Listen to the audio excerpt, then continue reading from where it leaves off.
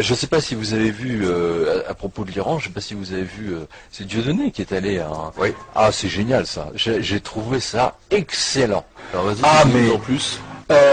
C'est à propos de l'affaire Sakiné, on en a parlé un petit peu ici, donc Une femme qui a tué son mari parce que elle avait... voilà, et donc qui...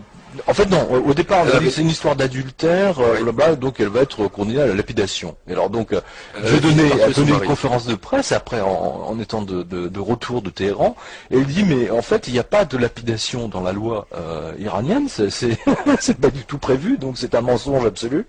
Et il dit il ne comprend pas pourquoi Bernard-Henri Lévy fait tant de foin, pourquoi Madame Sarkozy fait tant de foin, etc. en disant que c'est juste une petite affaire, alors qu'elle a quand même tué son mari.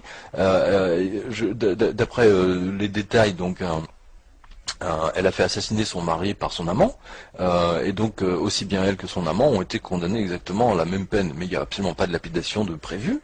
Et donc Dieudonné, mais il était scotché, quoi. Il dit mais c'est pas possible d'avoir une telle manipulation de l'information.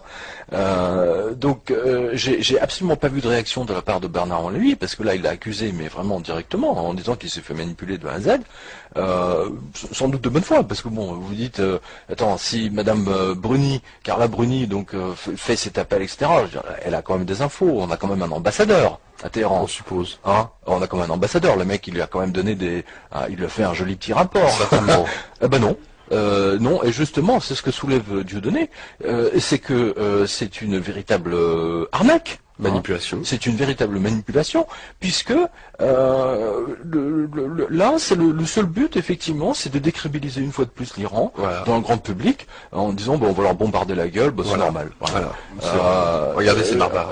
Regardez ces barbares, alors que non mais moi, franchement là, je suis mais stupéfait. Là, Dieudonné, il m'a scotché. Franchement.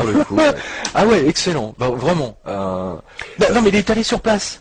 Parce que ce qui est dingue quand même dans cette affaire, c'est qu'il n'y a pas un seul journaliste qui... Il n'y a pas un journaliste de l'AFP, il n'y a pas un mec de l'Express, du Nouvel Observateur. C'est un comédien qui le fait. C'est un comédien qui le fait en plus.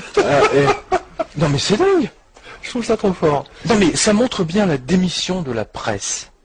Ça ne montre qu'une seule chose, la démission totale de la presse. C'est une presse qui ne sert manifestement que les intérêts de certains, et d'ailleurs nous aussi, et moi je l'ai relayé cette information, hein, donc c'est pour ça que je reviens dessus, parce que là il importe de la corriger, et merci à Dieudonné d'avoir été sur place et d'avoir vérifié, parce que se faire enfumer comme ça directement par l'Élysée, c'est quand même grand. Et par Bernard-Henri Lévy, c'est quand même grand.